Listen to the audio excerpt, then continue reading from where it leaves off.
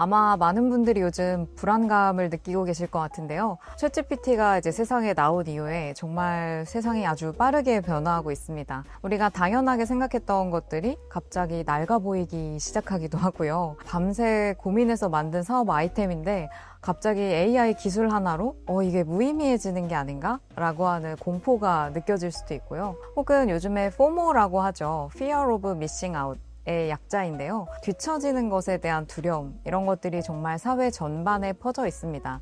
제가 AI가 이제 어떤 방향으로 어떻게 발전할 것이다, 이런 것을 말씀드릴 수는 없는데요. 이 기술이 트렌드에 어떤 영향을 미치는지, 혹은 기술과 트렌드가 어떤 관계를 가지고 있는지, 이것에 대해서 좀 말씀 나눠보고자 합니다. 먼저 짚고 넘어가야 할 부분이 있습니다. 이 신기술이 막 등장을 하는 것, 이것과 이 기술 트렌드라고 하는 것, 그리고 기술로 인해서 나오는 트렌드, 이거는 다 다른 개념입니다. 신기술의 등장, 이건 말 그대로 특정 기술이 새로 만들어지는 것, 이러한 것을 말하고요. 예를 들면 이제 몇 년 전에 그림 그려주는 AI가 처음 나왔을 때 사람들이 와, 이제 신기하다. 이제 또 그 다음엔 또 뭘 해주는 거야? 이러면서 그 다음에 영상 만들어주는 게 나오고, 이렇게 신기술의 트렌드 자체에 집중을 했습니다. 반면에 기술 트렌드라고 하는 것은 이 기술을 사용하는 사람들이 기술에서 어떤 가치를 중시하는지, 그 기술에 있는 중심적인 가치가 변화하고 있다는 것을 의미합니다. 자, 마지막으로 또 말씀드릴 것은 기술로 인해서 나오는 트렌드, 그냥 짧게 기술 영향 트렌드라고 부를게요. 그래서 어떤 기술로 인해서 우리의 생활이 바뀌고 또 비즈니스가 바뀌고 이러한 거대한 어떤 흐름, 이런 것들을 의미합니다. 그래서 이미지 생성 AI, 영상 생성 AI 이런 것들이 등장하고 나서 디자이너 아닌 분들도 이제 나만의 캐리커처도 만들 수 있고요. 나만의 영상도 막 만들 수 있고요. 이러다 보니까 이제 블로그나 SNS에 그런 그림을 쉽게 만들어서 올리고 자기의 소설의 사파를 직접 만들기도 하고요. 그래서 누구나 콘텐츠 창작자가 되는 크리에이터 이코노미, 이것들이 커지게 되는 그러한 트렌드로 이제 뻗어나가고 있는 거죠. 저는 그래서 소비자를 연구하는 사람이다 보니까 신기술 자체가 어떻게 흘러가는지, 여기보다는요, 기술의 가치가 어떻게 변화하는지, 그리고 기술이 만들어내는 그 영향의 트렌드에 더 주목을 하고 있습니다. 그래서 기술을 아는 것보다 기술로 인해서 사람들이 어떻게 변화하는지, 이걸 읽는 걸 더 중요하게 생각하고 있습니다. 먼저 소비자 전문가 입장에서 말씀드리자면 이 트렌드 코리아 2025에 페이스테크라는 키워드가 있습니다. 저는 이걸 꼭 강조드리고 싶은데요. 직역을 하자면 얼굴 기술이라는 뜻입니다. 우리 어린 아이들을 보면 자동차를 봤을 때 자동차의 그 전면에 붙은 헤드라이트를 보고서 표정이라고 이야기를 하죠. 저 자동차 화났나 봐, 이런 식으로요. 혹은 사람들이 구름이 흘러가는 걸 보고서 구름의 모양을 보고 사람 얼굴을 찾아내기도 하고요. 왜 이런 일이 벌어지냐면 인간은 본능적으로 무엇을 보고서 여기서 얼굴을 찾아내려고 하는 그 패턴을 읽으려고 하는 본능을 갖고 있기 때문입니다. 그만큼 우리는 어떤 기술을 막 열심히 공부하는 게 아니라요, 얼굴을 찾아내는 것처럼 직관적으로 그 기술을 이해하고 사용할 수 있는 그러한 기술의 얼굴을 필요로 합니다. 요즘에 로봇을 보시면요, 사람들한테 이제 친근감을 좀 주기 위해서 표정을 만드는 걸 볼 수 있습니다. 서빙 로봇도 보면 웃는다든지 비켜주세요 하면서 운다든지 이러한 표정들을 갖고 있는데요. 사실 이 얼굴이라고 하는 게 왜 이렇게 중요한가? 그래서 이 페이스테크는 조금 비유적인 표현이기도 합니다. 기술이 정말로 얼굴을 꼭 갖고 있지 않더라도 어쨌든 인간과 상호작용할 때 얼굴처럼 굉장히 직관적으로 상호작용할 수 있는 게 중요하다는 뜻입니다. 이것을 우리는 어포던스라고 부르죠. 어포던스 말이 조금 어려운데요. 어포던스는 흔히 한국말로 행동 유도성이라고 부릅니다. 사용자가 설명서를 읽고서 이 기술을 공부하지 않아도 그냥 직관적으로 행동이 유도되어서 그냥 이거 이렇게 쓰면 되겠다 라고 하게 만드는 그러한 특징, 이런 것들을 어포던스라고 부릅니다. 그래서 어포던스가 좋다는 것은 사람들이 어려워하지 않고 남녀노소 누구나 쓸 수 있는 그러한 기술을 의미합니다. 요즘에 기능적으로는 기술이 정말 뛰어난 것들이 많이 있는데요. 정작 소비자들은 그 기능을 몰라서 활용 못하는 경우가 정말 많습니다. 대표적으로 요즘에 핸드폰 한 100만 원 넘는 거 다들 쓰시지만 그 기능을 100% 쓰시는 분들이 많이 안 계세요. 반면에 또 지브리 스타일로 이미지 만들어 보셨나요? 다들 프로필 사진이 싹 바뀌고 난리가 났었죠. 그때 이 챗GPT에 1시간 만에 100만 명 가입자가 늘었다고 해요. 그 정도로 사용자를 모을 수 있었던 이유가 뭘까 생각을 해보면요. 사용자들이 이 기술 사용하면 이런 걸 얻어낼 수 있구나 라고 아주 직관적으로 알 수 있었기 때문이에요. 그리고 챗GPT를 사용하는 방법도 엄청 쉽고요. 그게 바로 어포던스가 좋다는 것인데요. 이제 우리 대한민국은 초고령 사회입니다. 이미 초고령 사회로 진입을 했습니다. 여러분들이 만드시는 제품이나 서비스에 잠재적인 고객의 5명 중 1명 이상은 시니어 분들이라는 의미입니다. 자, 시니어 분들은 키오스크도 정말 많이 낯설어 하시죠. 그러니까 우리는 이 소비자들의 선택을 받기 위해서는 모두가 사용할 수 있게 만들어야 한다라는 부분을 강조드리는 것입니다. 지난 편에 패스트 프레임워크에 대해서 말씀을 드렸는데요. 정치, 경제, 사회, 기술 이 4가지 중에서 저는 요즘에 기술이라고 하는 게 가장 그 기반을 형성한다고 할 정도로 가장 중요한 요소가 아닌가 이런 생각이 듭니다. 그 정도로 이 시대에는 이 기술이 모든 것에 영향을 미치고 있는데요. 한 가지 예를 들자면 요즘 인간관계에도 영향을 주고 있습니다. 예전에 트렌드 코리아에 인덱스 관계라는 키워드가 있었습니다. 과거에는 우리 친구라고 하면 동급생, 동창, 혹은 회사 동기, 지연, 학연, 혈연 이런 말 했죠. 그래서 나의 환경에 따라서 이 환경 속에서 친구를 만나고요. 이 사람하고 밥도 먹고 공부도 같이 하고 놀기도 하고 모든 걸 같이 했습니다. 그래서 친구를 나눌 때 많이 친한지 좀 덜 친한지 친밀도의 차이가 있었죠. 그런데 사실 요즘에는 이런 식으로 사람을 구분하지 않습니다. 요즘에는 이 플랫폼도 굉장히 발달하다 보니까 목적과 기능 중심으로 관계가 재편되고 있습니다. 이게 무슨 뜻이냐? 이제는 마치 우리가 인덱스로 분류를 하는 것처럼요. 이 친구는 일적으로 만난 사람, 이 사람은 운동 같이 할 때 만나는 크루, 또 어떤 친구는 영화 볼 때 만나는 친구고요. 밥만 같이 먹으러 다니는 친구도 있고요. 혹은 실제로 만나진 않지만 SNS에서 교류하는 친구도 따로 있습니다. 이런 식으로 관계 변화가 이 메신저, SNS, 플랫폼 이런 기술들로 인해서 변화하게 된 것이죠. 저는 이러한 또 거대한 메가 트렌드 차원에서도 기술의 영향들을 보고 있습니다. 예를 들면 최근 몇 년간 우리 사회에서 가장 큰 화두는 바로 나입니다. 나를 사랑하고 나에게 더 집중하고 나를 분석하고 이러한 흐름이 나타나고 있는데요. 도대체 왜 남녀노소를 불문하고 내가 중요해지고 있을까 생각을 해봤는데요. 왜 나를 탐구할까 생각해보면 그 싸이월드 시절까지 거슬러 올라가는데요. 카카오톡, 인스타그램에 이르기까지 우리는 지금 프로필 중심으로 서비스를 이용하고 있습니다. 내 프로필을 형성해야 내가 활동을 할 수 있는데요. 그러다 보니까 이 프로필에 뭘 넣어야 되는지 고민을 많이 하게 됩니다. 그래서 날 표현하려면 사진은 뭘로 해야 되지? 아이디는 뭐라고 만들어야 되지? 상태 메시지는 또 뭐라고 올리지? 혹은 내 일상을 어떻게 편집해서 보여주면 좋지? 이런 식으로 끊임없이 남의 시선에서 나에 대해 생각을 하게 되고 그러면 나는 누구인지 이런 것들을 많이 고민을 하게 된 겁니다. 그래서 이런 식으로 기술이라고 하는 게 메가 트렌드에까지도 영향을 미친다 이렇게 말씀드릴 수 있습니다.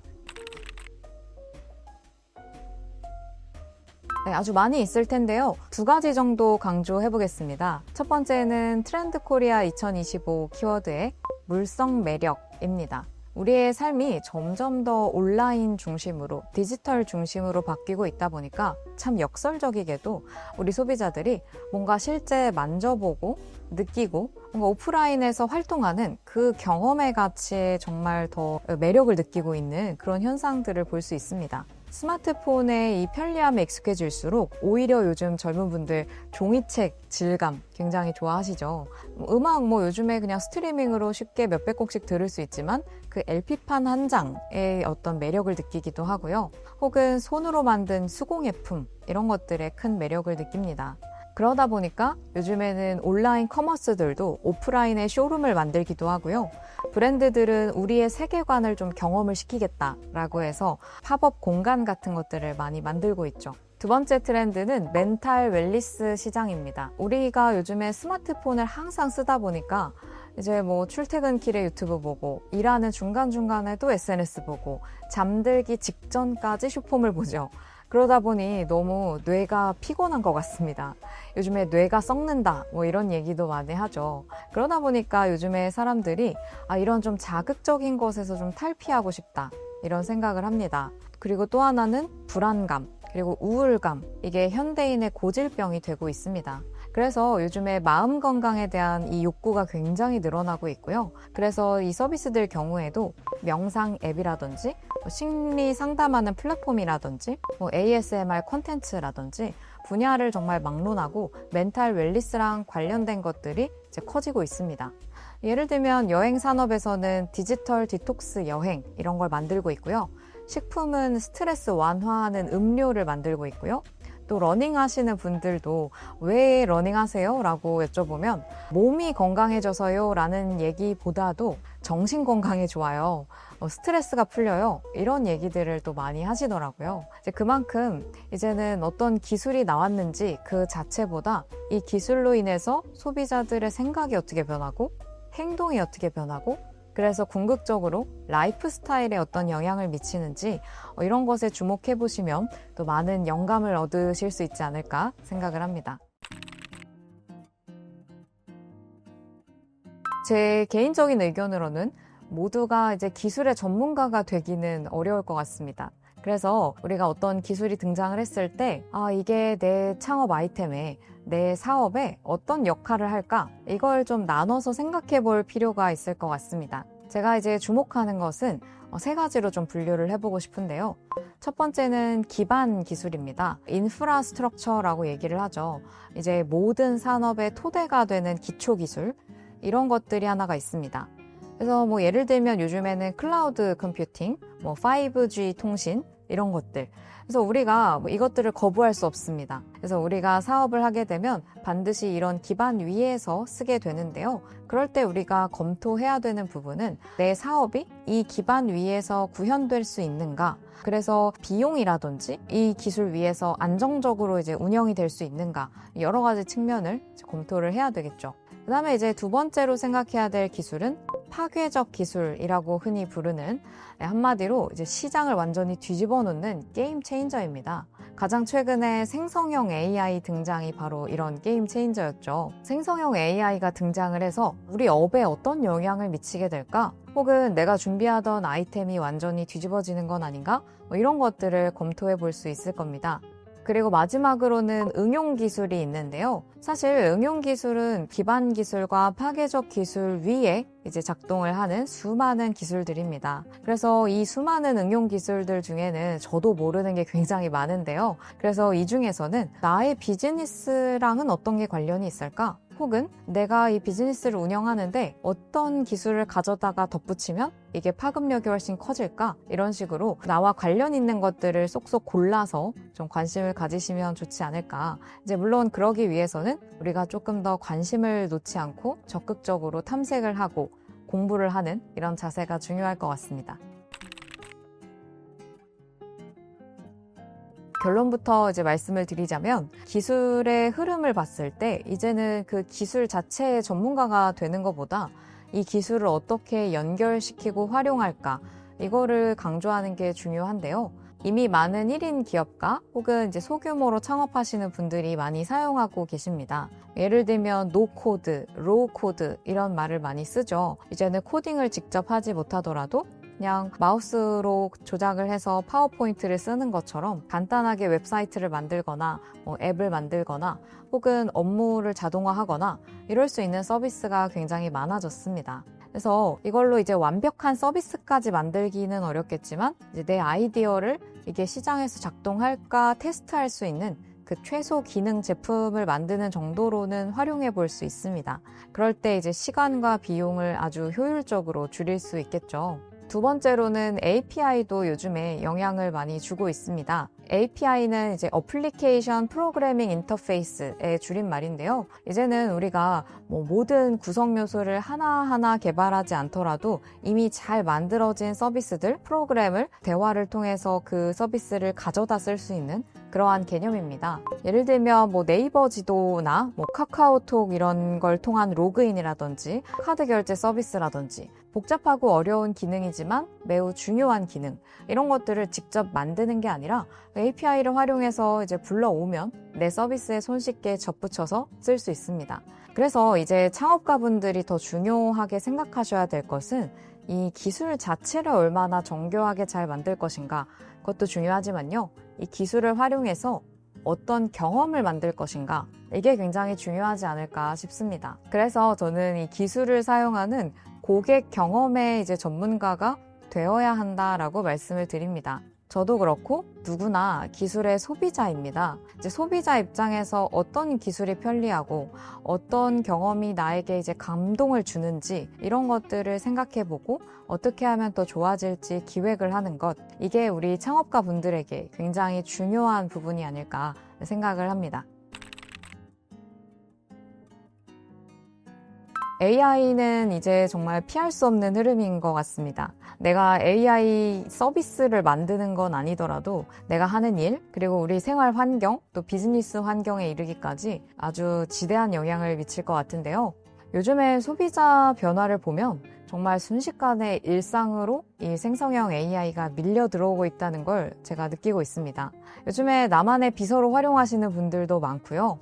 거의 개인 상담사처럼 활용하시는 분들도 정말 많습니다. 저만 하더라도 요즘에 검색을 하는 게 정말 줄어들었습니다. 근데 내가 직접 검색을 하는 게 아니라 그냥 AI한테 물어봅니다. 그 다음에 이걸 그냥 바로 쓰는 건 아니죠. 이 AI한테 물어보고 저 AI한테 물어보고 또 다른 AI한테 물어봐서 이 결과들을 비교하고 조합하면 제가 직접 검색했던 것보다 훨씬 빠르고요, 훨씬 좋은 결과를 얻을 수 있습니다. 그래서 저도 이미 참 많이 쓰고 있습니다. 그래서 이런 것들이 아마 쇼핑하는 방식에도 분명히 영향을 미칠 것 같고요.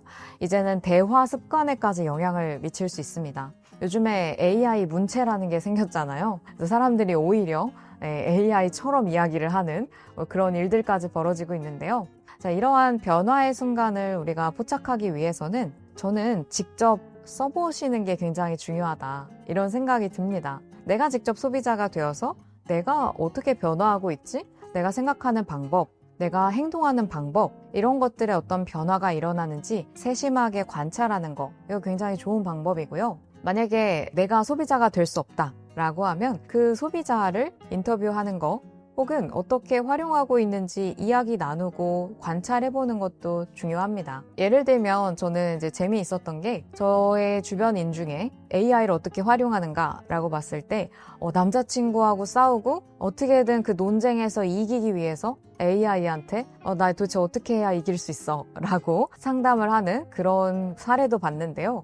그러면 이제 AI가 이런 곳까지 들어와서 영향을 미치겠구나, 이런 것들도 관찰할 수 있는 거죠. 비즈니스 차원에서도 AI가 큰 변화를 일으킬 텐데요. AI는 정말로 유능한 인턴이고 동료입니다. AI한테 어떤 일을 어떻게 시켜야 내 일을 도와줄 수 있을까? 이런 식으로 이제 기회로 이 AI를 활용해 보시면 좋겠는데요. 사실 이미 트렌드 코리아 2024에서 호모 프롬프트라는 키워드를 낸 적이 있습니다. 이게 무슨 뜻이냐면, 프롬프트라는 게 AI한테 명령어 주는 걸 의미하죠. 호모 프롬프트는 이 프롬프트를 정말 잘 쓰는 사람, 그러니까 AI한테 명령을 잘 내리고 좋은 질문을 던질 수 있는 사람이라는 뜻입니다.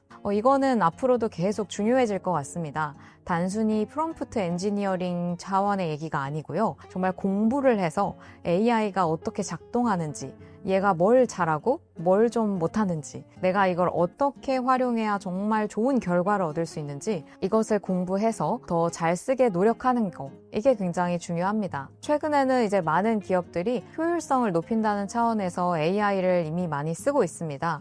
고객 문의에 답변하는 것도 마찬가지고요. 사 내에서 직원들이 자꾸 물어보는 게 있죠. 그래서 이런 것들을 인사팀이 하나하나 답변해주는 게 아니라 그냥 AI 페르소나를 하나 만들어서 이 친구한테 답변하게 쾌적하게 만들어준다거나 뭐 SNS에 게시물을 정기적으로 업로드해야 되는 분들은 이러한 반복적인 업무들을 그냥 AI가 하도록 만들어서 효율적으로 일을 할 수 있게 그렇게 이제 바뀌고 있습니다.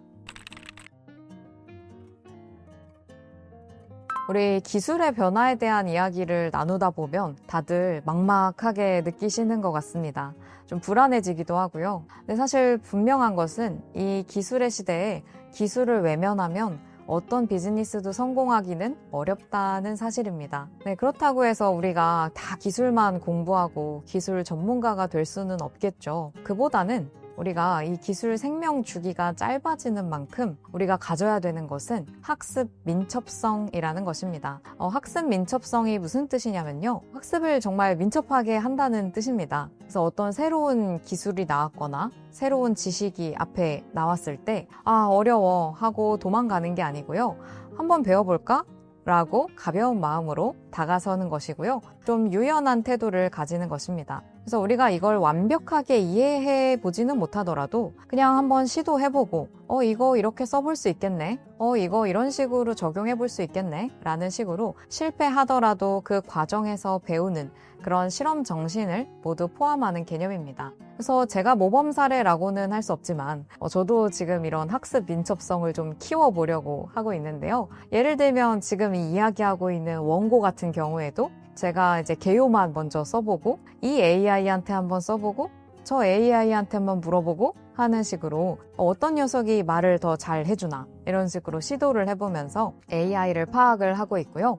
여러 업무를 외주화해보면서 제 자신이 호모 프롬프트가 되기 위해서 작은 실천을 하고 있습니다. 이제 가면 갈수록 기술의 변화 속도가 떨어지지 않을 것 같아요. 그래서 저도 많이 우려가 되는데요. 하지만 이런 변화 앞에서 우리가 주저하지 않고 열린 마음으로 새로운 것을 좀 배워보려고 하는, 좀 도전하는 용기, 그 용기야말로 진짜 강력한 자산이지 않을까, 저는 좀 그런 생각이 듭니다. 기술 트렌드로 이런저런 이야기를 나눠봤는데요. 작은 영감이라도 얻으셨기를 바라면서 마무리하도록 하겠습니다. 감사합니다.